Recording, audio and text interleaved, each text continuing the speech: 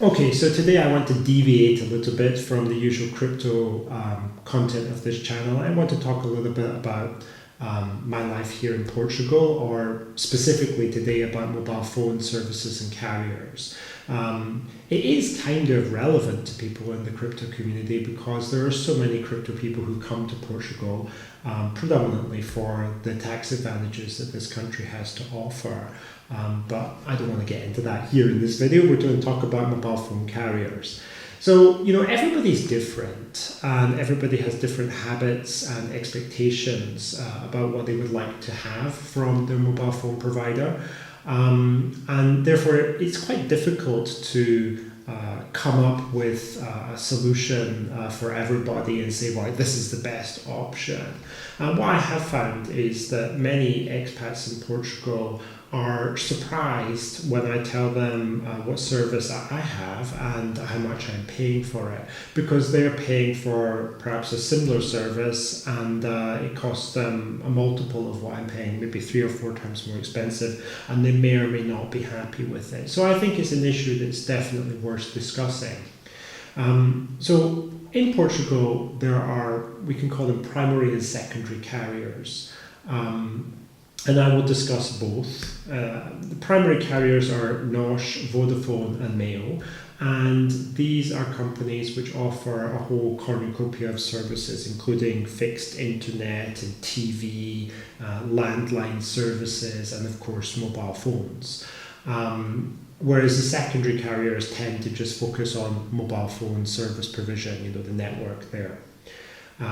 So for NOS, Vodafone and Mail, your advantage of going with them is that they're kind of like the full service option. All of them have shops scattered around Portugal, certainly all the big cities. In a shop, you go to a shopping mall, you're going to find a Vodafone shop, you're going to find a Mail shop, you're going to find a NOS shop. And they sell mobile phones, but they also deal with people who are using their tariffs to access the network. So you can go there and you can get help. And yes, they usually do speak English. There'll be at least one person there who can speak it.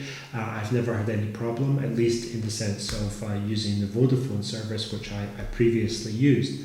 So that's very, very convenient. In addition to that, if we're talking about secondary services, you've got companies like Woo, which I believe is an affiliate of Mail, like a kind of cheaper brand, and Leica Mobile, and various others as well. There's one called Amigo. I'm not going to look at them all because what I've decided to do today is, instead of going through like this company has that tariff, there are like 6 or 7 companies and they all have multiple tariffs. It would be a very, very boring video and potentially confusing as well. So what I've decided to do is just take a look at the situation for basically 4 different types of people as I see them. The first group would be people who are light users, or we can almost call them almost non-users of mobile phone services. These are people who just basically want a number and the ability to receive calls and texts, including abroad. So we'll look at that. Secondly, people like me, I would call them moderate users, people who want a little bit more than the basic package. They also want some data, so they can use data when they're out, driving to the supermarket, so they can send WhatsApp messages or check the internet, check their email, or whatever they want to do. But they're not like heavy data users. They're not people who are constantly making streaming videos or people who are gaming incessantly or anything like that. So we'll take a look at that. Thirdly, we'll look at people who are heavy users, maybe people who are streaming music and video and looking at TikTok content non-stop. If that's what you do, fair play to you. Everybody has their own habits in life. If you need a lot of data, like 100 megabytes or maybe even unlimited data, then I think I found a plan that's suitable for you. And lastly, young people. These would be people under the age of 25. There are some specific offers which are only available to them. Now, I don't think, based on the expats that I've met here in Portugal, that this under 25 deal is going to be applicable to most people, far from it. But I thought it's worthy of mention just in case there are any people who can take advantage of that, because there are some decent offers there. What I'm not going to talk about today, and I may talk about in the future, is the combination of mobile phone services with internet package and television, because it's a whole other area and there are many, many products to be analysed.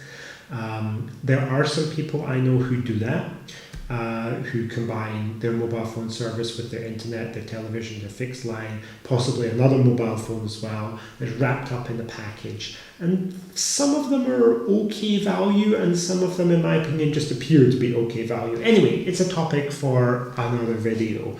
Here, what we're talking about is just people who want an independent phone contract with a mobile phone carrier, and that's about it.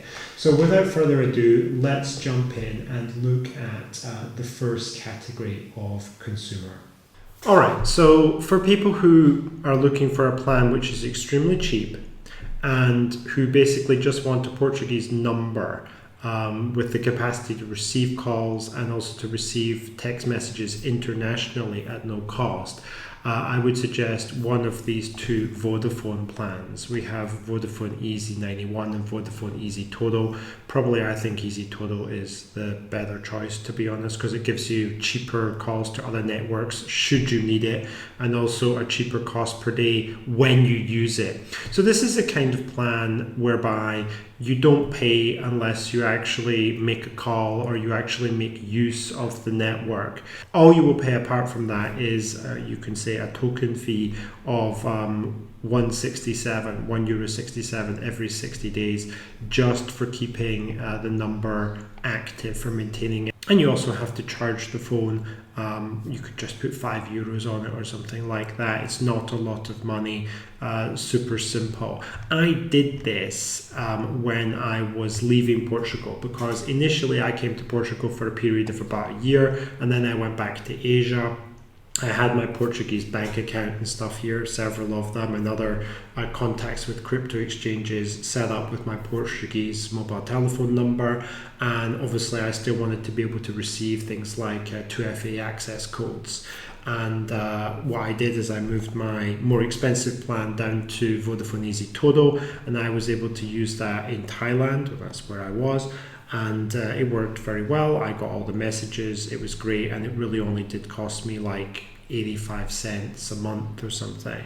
So it was pretty fantastic, and I was happy with it. It would also work for someone who maybe wants to have a second number. Maybe people who are more security conscious and want to have a dedicated telephone number just for receiving, confirmation texts for security purposes. These SMS codes that you get from exchanges or from banks, and it's totally divorced from their normal mobile phone use. So there's no possibility of, because the phone doesn't have a data plan, there's no possibility of clicking on a malicious link in a text message or something like that, or on a malicious link in a website, because you wouldn't even have data on this phone. So for that, I think the Vodafone Easy is viable. It's cheap, it works, I've tested it. If you're just looking for a number, the ability to receive calls and text messages and have a Portuguese telephone number, then this is the most basic plan that you could have. I was unable to find better. And to be honest, if you're not using the phone, it's going to cost you almost nothing. It's pretty much a great deal. All right, next up, I want to talk about average users or medium users of the mobile phone network services, people who want the ability to not just have a number and receive calls and messages, but to actually make some calls and send some messages maybe, although most people don't send messages anymore, and also to use data. I think that's the crucial thing, because the previous plan was so basic it didn't include any element of data. That person would have to have Wi-Fi, but with this one, this is like a mobile, and it's one of those secondary carriers that I talked about before. It's not the kind of organization that has a shop in every shopping mall like Mail or Nosh or Vodafone. So with Leica Mobile, the service is perhaps not as fantastic in that you cannot just walk into a shop and get someone to solve your problem. You have to actually call the support network, which is fine. I've done this several times. I've asked questions and done everything to a satisfactory standard. So it's not difficult, but I just think it's important to understand that with Leica, you're not getting that kind of face-to-face interaction or customer service that you would get with, for example, Vodafone. But what you are getting is a much better price. Okay, so for medium users, for people who are using the mobile phone in what I would describe as kind of like a normal way, you can pay as little as €6.66 a month, which is actually what I pay. I have this plan here, this Leica National XS. So you get 500 minutes of calls and text. I never even come close to that. It also gives you roaming in the UK, which not all services do, but every service will give you roaming in the EU and EEA. Okay, but UK is something extra for Leica. So if you're a UK expat who goes back to the UK, then you'll be all right there. The most important thing for me is the data, and I use some when I go out, to check messages and check email, and maybe send a voice message on WhatsApp or whatever. I just use WhatsApp at all, actually. So I want that. And they have monthly plans, they have long-term plans. So this is a long-term plan. You can see 5 gigabytes of data every single month, and it costs you €80 per year. It's a one-off payment, and that's $6.66 per month, which is incredibly cheap and, in my opinion, perfectly adequate. Not only do I never come close to reaching 500 minutes of calls, I never even get over 2 gigabytes of data usage. I'm not a heavy user. I'm not the kind of person who watches lots of videos or plays games or does streaming or anything like that on my mobile phone. If I used a bit more, I'm not saying if I was a streamer or a gamer, but if I used a bit more, I might step it up to this Leica National M package, which gives 20 gigabytes. I don't know how I could ever use 20 gigabytes, but obviously many people do because there are so many packages offering them nowadays. And it gives you double the number of calls and texts. You're probably not going to need that, frankly, but maybe, who knows.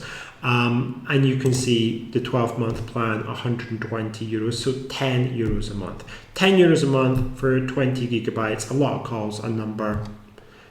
It's a pretty good deal. I mean, I would have paid this. I would happily have paid this, but when I saw the cheaper one was available, and I know my own data usage, and I know that I'm always basically at home or somewhere with Wi-Fi, I went for the cheaper one because I think it makes more sense to me. It's just a waste of €40 for me to go with 20 gigabytes. I would never even approach that level.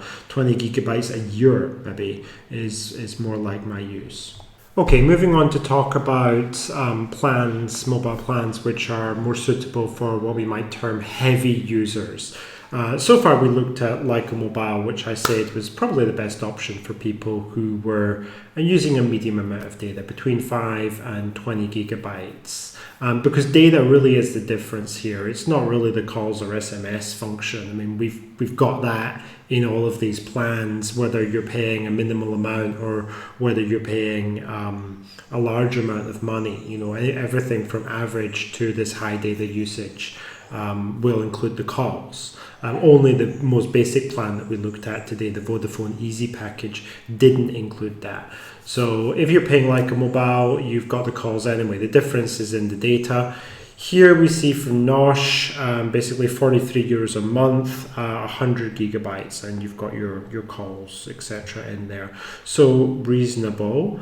There they've got a 10 gigabyte plan, but it's much more expensive than Leica Mobile, and another contract one for 10 gigabytes, €29 a month. I really don't think that it's worth it. It's this one that you might be looking at for €43 a month for 100 gigabytes.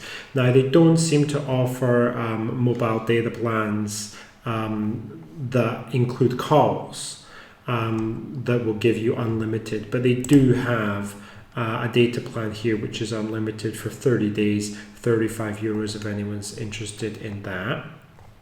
I would say this is probably, I don't think it's a great option. If someone really wants unlimited, then you've got Vodafone here, they're offering for preliminary period anyway for €39.50 a month. You get the discount of €5, and then it's €44.50 a month. Or you can choose any of these other kind of options like Disney Plus or HBO Max or Amazon Prime for free for 3 months as part of this package, and that will give you unlimited data. There's a difference between the Giga and the Infinity package in terms of the speed. This one is the fairly standard 10 megabytes per second, whereas the Infinity package for almost €50 a month is 1 gig. Now, if someone is doing a lot of streaming or they're doing a lot of online gaming or something like that, they might need the extra speed. I really don't know. However, the best of the bunch, and I have to say I'm a bit reluctant to recommend this because this is Mayo, the last of the big three, and it's actually my service provider for my internet, television and fixed phone. However, I haven't been thrilled with the performance of the company. I haven't been thrilled with the service. I don't aim to continue that contract. Maybe that's a topic for another video. But here we are anyway on the Mayo webpage. This is for a mobile service, so it may be different. I've never been with them as my mobile carrier. I really don't know. I've been with Vodafone and then I transitioned to Leica. But I found this, and you can see for €20 a month, it doesn't seem to be a special offer. And you're getting 100 gigabytes a month there for 24 months. So they have got you locked into a contract, and these things do change, you know. I've noticed that when I first arrived in Portugal, like 1 gigabyte was a medium amount of data, unbelievably. But now it seems that that's like a tiny amount of data. So the level of data that's been provided is, you know, slowly going up. In a couple of years, 100 gigabytes might not be what 100 gigabytes is today. So you have to consider that when you sign up for this kind of contract.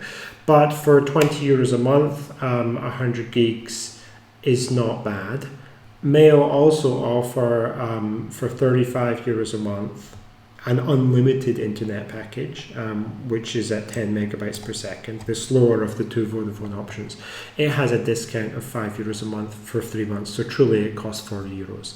Now, of the three, I would say that Mayo is the better option, simply because for €40 you're getting unlimited internet. With Vodafone, it's costing you €44.5. And with Nosh, they don't have unlimited internet unless you're on a pure data package without calls. So, you know, for me, if I had to choose an unlimited data package, it would be Mail. If I only needed 100 gigabytes, it would still be Mail, but it would be the slightly cheaper package, which is €20. It just seems that Mail is the best for this level of package. I hesitate, however, to recommend the company for the reasons that I've said before, and I would say, especially with Mail, be very, very careful with the contract that you sign, because it has a period of fidelity, and they have a reputation for being maybe a tad problematic when it comes to terminating the contract. So it's difficult, let's just say that. A lot of people that I know, especially expats, have had trouble with it. So it's something to consider. But the offer on paper definitely seems to beat the others. Last of all, the fourth category would be younger people, and in Portugal that means people who are under the age of 25. Now, I assume that there probably aren't a large number of people in Portugal, expats in Portugal, who fall into this category, just based on the people that I've met. I live in a rural area, and I'm one of the youngest expats that are living here in my 40s. So yeah, might not be applicable, but let's mention it anyway. People who are living in urban areas, you know, your mileage may vary. There may be a lot of under 25s here, although personally I haven't met it outside of people who are vacationing. But anyway, we have these packages. Now this is called Yorn, odd name, but anyway, Yorn Z, presumably for Gen Z, who knows. These prices that you see are per week. So it's necessary to multiply them by 4 or 4.3, strictly speaking, to arrive at a monthly total. However, even with that, the prices are attractive for what you get. Yorn Z 20 gigabytes, $2.95 a week. I guess that's probably going to work out somewhere in the ballpark of maybe 13 euros a month. It's not bad for 20 gigs, but of course the Leica Mobile offer we talked about, the annual package, beats that. 50 gigs, probably talking about 16 euros a month. For 50 gigabytes, I'd say that's definitely the cheapest that you're going to get on the market. I haven't seen anything really that's comparable to that for 50. I mean, there's the mail package we looked at earlier that give you 100, and it gives you 100 for 20, so that's something else. And then 75 gigs, that's going to come in about 20 a month. Now, and obviously mail would probably beat that one as well with 100. However, another important benefit associated with this, which is a kind of like an option that we saw for a 3-month period with some of the other Vodafone tariffs, is that for younger people, Yorn is offering a lot of other stuff as well. They're offering Disney Plus, they're offering HBO Max, they're offering Amazon Prime as part of this package, and there's a lot of value in that. Amazon Prime, I think that's $4.99 a month. Disney Plus, I honestly can't remember how much that is. I had it once, I think it was around 8 euros that I was paying. HBO Max, I think that's about 5 euros or 6 euros a month as well. So, I mean, there is a lot of value there if you want to subscribe to these services. I mean, if you were going to subscribe to these services, then I think there's a lot of benefit here. I mean, particularly for the Prime. I mean, for what you're paying, Prime is a substantial proportion of it. If you're on, for example, the 20 gigabyte package, basically more than a third of what you're paying is just the Prime membership. I mean, if you were going to do it anyway, it's probably a good idea. Plus, you get the entertainment as well. So, I mean, I can definitely see the attraction of this Yorn tariff. Unfortunately, it's just not something that the majority of people will be able to consider due to the age restrictions that are in place. So in conclusion, there are 4 options that I basically presented there. Just to review, we have the very light or non-user, we have the regular user, we have the heavy user, and we have the young person. And the young person's offers are basically for those under 25 and also probably designed for heavy data users, and you look at some of the plans anyway. I've already outlined at the beginning of the video the characteristics of some of the companies, the difference between primary and secondary carriers. One last thing that I'll say is when you go to get a mobile phone contract in Portugal, it's necessary to have a NIF number. It might be a resident or non-resident NIF number, it doesn't make any difference. You'll need some kind of valid identification, which could be a passport or a residency card. You'll also be asked for proof of address. And the best kind of proof of address, the easiest kind of proof of address that you can get if you haven't got a bill or something, is just to get it from the tax office website and to download a proof of address from the tax office, because that will be accepted everywhere and you can use it for a variety of things. So it's good to have anyway. In some cases, if you're signing a contract which has like a loyalty period, first of all, you should be careful with that. You know, if you look at some of the NOS contracts or the mail contracts, they'll say, well, this is for 24 months. You're basically locked into that. So if another offer comes up from another company which offers better terms and you want to switch, then you're going to be faced with a bill for exiting the contract early. It's not very nice, but this is something that happens in Portugal. So be careful when you're signing that kind of contract. And also, if you do sign a contract for a designated period of time, it's common to be asked for direct debit, so you might need a Portuguese bank account and of course your Portuguese banking details in that case. So that's also something to be aware of. Just in closing, let me say that the quality of the service of Portuguese mobile carriers is decent. If you go into a shop, then they will help you out. There are a lot of people there that speak English, as I mentioned previously, and generally the coverage is good. So you're not going to have problems with that. Where you will have problems, or many people might have issues, is the fact that you don't get much for what you pay for. In comparison with other countries that I've lived in, it's pretty dismal here. Just to give you a comparison with 2 other countries, China and Thailand. I've lived in both previously for a long time in each.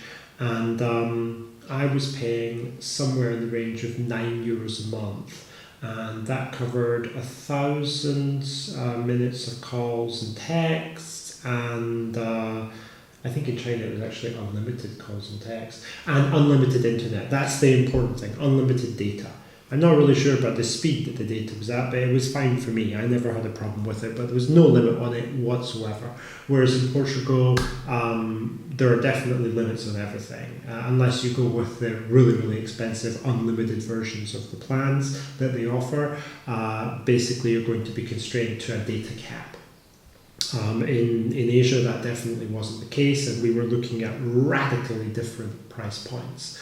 I mean, the contract that I have now from Leica Mobile, which is $666 a month on an annual plan with 5 gigabytes of data, 500 minutes of SMS and calls, it's a decent plan, it's fine, and it is maybe you could say about the same price or a little bit cheaper than what I had in China and Thailand. But on the other hand, I had unlimited data in China and Thailand, and I also had at least unlimited calls in China. So I don't think it's really very fair to compare what I've got now with what I had in China.